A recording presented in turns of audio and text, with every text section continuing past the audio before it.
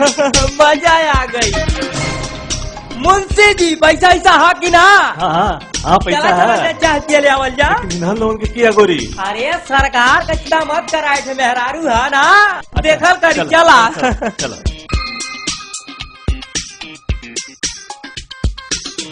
अरे बहुत मजा आयल मर्दे। लोटन पकड़ा है के तनी टंकी खाली कर दी। अच्छा टंकी खाली कैला, हम तो चाहता रहली।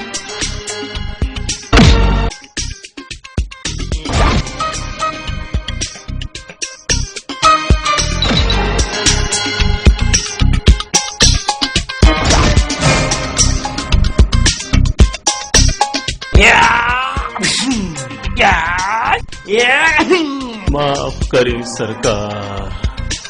टिंग टिंग।